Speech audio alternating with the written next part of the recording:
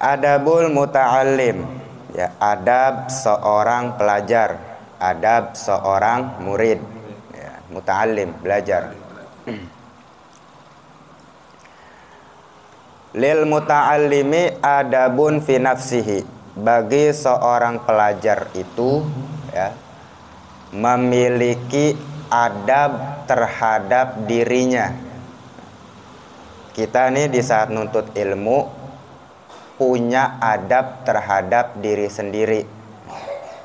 Selain kita punya adab sama guru, punya adab sama teman, ya, kita juga punya adab terhadap diri sendiri.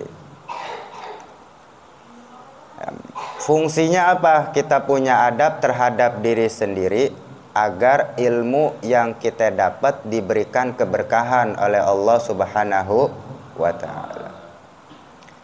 Apa itu keberkahan? Keberkahan yakni ziyadatul khair alal khair. Namanya keberkahan, bertambahnya kebaikan di atas kebaikan. Itu namanya berkah. Kalau dia punya duit, duitnya berkah, bertambah berkah. Walaupun sedikit tapi merasa cukup dan bisa kebayar semuanya, itu berkah, ya. Cicilan kebayar, angsuran kebayar. Padahal secara logika usaha kita lihat dagangan sepi, tapi karena Allah beri keberkahan bisa kecukupan itu semuanya. Tahu bisa juga ilmu, ya. Ilmu kalau diberikan keberkahan oleh Allah Ta'ala, itu dia punya diri enteng buat ngamalin. Itu ciri-ciri ilmu yang manfaat, ya. Ketika dia dapat, nggak berat kita buat ngamalin, gitu. Makanya harus kita memiliki adab di saat belajar supaya apa? Agar ilmu yang Allah Ta'ala beri, ya, manfaat dunia wal akhirah. Bagi seorang penuntut ilmu memiliki adab terhadap dirinya. Wa adabun ma'a ustadzihi, dan adab juga terhadap gurunya. Ya, adab terhadap diri sendiri, adab juga terhadap gurunya. Wa adabun ma'a ikhwanihi, dan adab juga terhadap temannya, ya, teman seangkatan, teman semajelis, teman satu naungan, teman satu guru. Adab juga tuh, punya adab. Jadi bagi seorang pelajar memiliki 3 adab. Adab terhadap diri sendiri, adab terhadap guru, adab juga terhadap teman.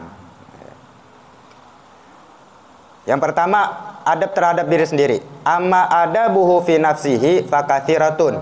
Adapun yang dimaksud dengan adab terhadap dirinya, apa itu? Fakatsiratun, banyak. Ya, adab terhadap diri sendiri banyak. Minha, diantaranya nih, diantara adab terhadap dirinya adalah tarkul ujbi, ya, jangan bangga diri, itu tarkul ujub, jangan sombong, jangan bangga diri, jangan kita busung dada gitu. Itu adab terhadap dirinya, merendah, sama ilmu merendah, ya. Ilmu nggak bakal masuk sama orang yang busung dada. Ilmu nggak bakal masuk itu. Al ilmu harbun lil fatal muta'ali. Ilmu itu adalah musuh bagi seseorang yang sombong. Kasaili harbun lil makanil ali. Sama seperti air, ya, akan selalu mencari dataran rendah. Air semakin dalam semakin ngumpul di situ, ya. Air akan selalu mencari dataran rendah. Ya, sama kayak ilmu. Semakin kita menundukkan hati, ya, semakin Allah Ta'ala beri ilmu kepada kita. Jangan sombong tuh. Tarkul ujbi, bagi seorang penuntut ilmu, ya, jangan sombong, jangan bangga diri. Wa minha, dan diantaranya juga, diantara adab seorang pelajar terhadap dirinya sendiri adalah apa? Atawadu'u, rendah hati tuh. Jangan sombong, ya, rendah hati adabnya. Wasidku, jujur dalam berkata, jujur. Liyakuna mahbuban mautsuqan bihi, agar dia itu dicintai dan dipercaya. Dicintai. Orang penuntut ilmu harus berkata jujur. Jangan banyak bohong. Ya, termasuk kita ngerjain temen misalnya, ya, kita bohong, jangan, jujur. Makanya orang yang melazimkan surah Al-Qadar, Allah jaga lisannya dari kedustaan. Baca lazim surah Al-Qadar, inna anzalnahu fi lailatul qadar. Itu bagi antum, ya, ya pelan-pelan baca itu Al-Qadar, Allah Ta'ala jaga dia punya lisan dari perkataan dusta. Artinya selalu jujur dia kalau ngomong. Ya, bagi penuntut ilmu nggak boleh dia bohong, jujur. Agar apa tujuannya? Agar Allah Ta'ala mencintai dia, ya, Allah jadikan di dalam setiap hati manusia cinta sama dia. Mauthuqan bihi, ya, bisa dipercaya, bisa dipegang. Periwayat hadis, hadis itu kedudukannya bisa lemah, bisa sahih. Padahal sama-sama hadis kan. Kenapa bisa sahih? Karena yang meriwayatkannya, yang menyampaikannya jujur dia. Kalau kedapatan bohong aja sekali, ngasih makan misalkan ayam ker, padahal nggak ada empannya, itu bagi periwayat hadis turun langsung statusnya, jadi lemah. Bohong sama binatang, gimana bohong sama manusia? Tuh.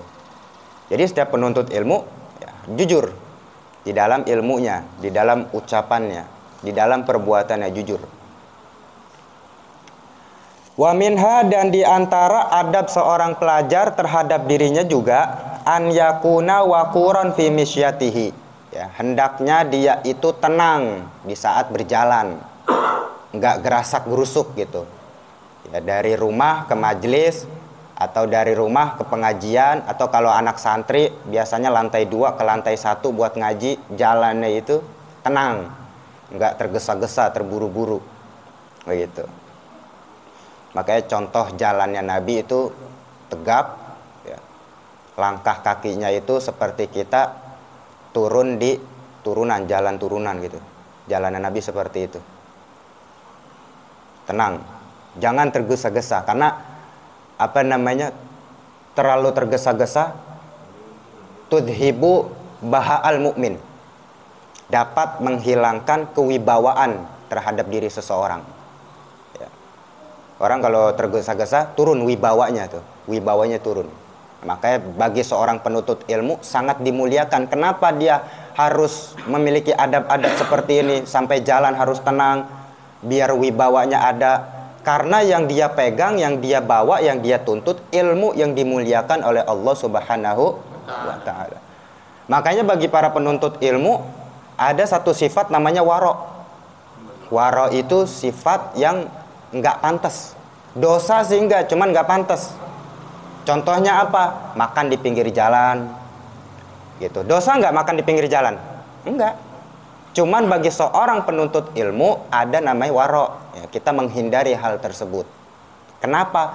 Karena dia makan di pinggir jalan, di kepala dia ada ilmu yang dimuliakan oleh Allah. Jangan kita taruh, jangan kita apa namanya berlaku di situ, sedangkan di kepala kita ada sesuatu yang dimuliakan sama Allah Ta'ala. Begitu. Makan di pinggir jalan, atau makan nggak pakai pici, ya, pici putih.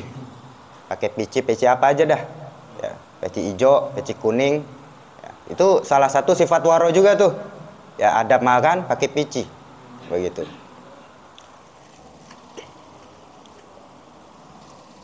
Itu namanya sifat waro. Nah,